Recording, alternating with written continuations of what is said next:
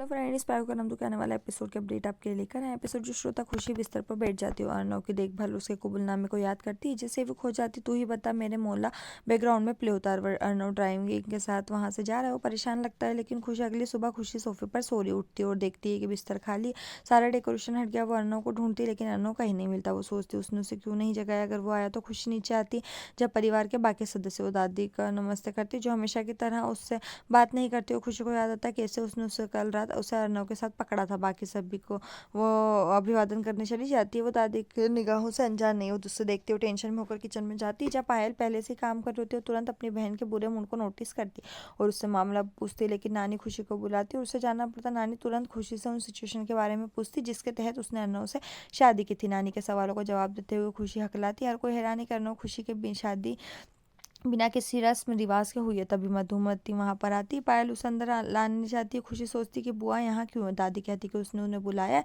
खुशी चौंक जाती। दादी खुशी के माता पिता के बारे में पूछती। मधुमती बोलती कि वो शशि का इलाज कराने गए हैं और दादी से बुआ जी का इंट्रोडक्शन होता है। नानी और दादी मधुमती को अर्नव और खुशी की शादी के बिना रहने के शर्मनाक कृत्य के बारे में बताती। खुशी खुद को समझाने की कोशिश करती, लेकिन दादी उसे बीच में रोक देती। दादी इसके लिए खुशी को दोषी ठहराती और मधुमती की भी इंसल्ट करती। मधुमती खुशी को उसे बारे में बोलती है। खुशी को उसे जवाब देना चाहिए। मधुमती खुशी को जवाब देने के लिए कहती। खुशी कहती हम माफ़ी चाहते हैं, लेकिन वो मधुमती कुछ भी नहीं सुनती। वो खुशी को थप्पड़ मारने वाली होती, लेकिन अर्नव उसका हाथ रोक देता है और वो कहता है कि उसने किसी को भी अपनी पत्नी को छूने का अधिकार नहीं दिया। तो थप्पड़ मारना तो दूर की बात है। अर्नव अपनी दादी को बोलता है खुशी 6 महीने से उसके साथ रह रही और उसकी पत्नी है।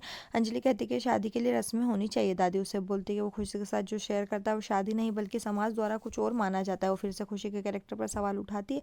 अर्नव ये कहता है कि उसका समाज अलग है, जहाँ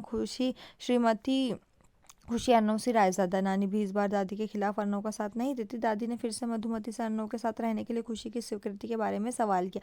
दादी उसे बोलती खुशी अब रायज़ादा मेंशन में नहीं रह सकती। मधुमती खुशी को अपने साथ ले जाने का फैसला करती है और उसे घसीट कर बाहर ले जाती है। अर्नव उन्हें रोकता है, लेकिन अंजलि अर्नव से कहती है कि इस बात से सहमत होने की ज़रूरत है कि अर्नव जो इस बार गलत है। मधुमती खुशी को बाहर खींच लेती, लेकिन अर्नव उसे और बाकी सभी को रोक लेता है। वो घोषणा करता है कि अगर खुशी के साथ उसके रिश्ते को शादी के लिए रस्मों की ज़रूरत है तो वो उससे दोबारा शादी करने के लिए तैयार है। दादी के अलावा सभी इस फैसले से खुश नजर आ रहे हैं। इसी बीच दिखाते हैं कि एक शख्स को पूरे नज़ारे को टीवी पर लाइव देखते हुए दिखाया जाता है। नानी को आश्चर्य होता है। अर्नव दोहराता है कि वो और खुशी फिर से शादी करने के लिए तैयार है ताकि उन्हें पति और पत्नी माना जा सके। नानी और अंजलि दोनों खुशी के अर्नव शादी करने वाला है और वो उसकी शादी के बारे में अब अंजलि कहती है सभी सपने पूरे कर सकते। दादी भी इससे सहमत है, लेकिन कहते हैं कि अर्नव खुशी तब तक साथ नहीं रह सकते जब तक वो दोबारा शादी नहीं कर लेते।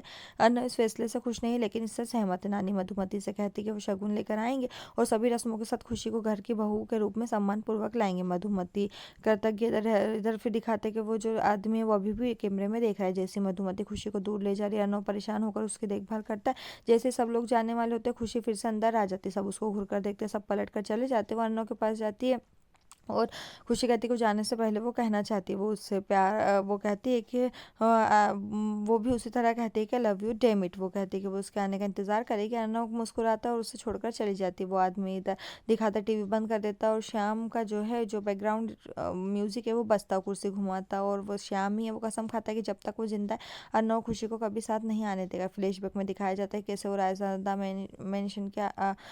के मेंशन में स्पाई गेम स्थापित करने में कामयाब रहा। उसका कहना है कि बिना देखे रायज़ादा मेंशन में कुछ भी नहीं हो सकता। वो इस शादी को कभी नहीं होने देगा। यहीं पर जो एपिसोड खत्म। इस तरह के और एपिसोड पाने के लिए चैनल को सब्सक्राइब करें, साथ में बेल भी प्रेस करें।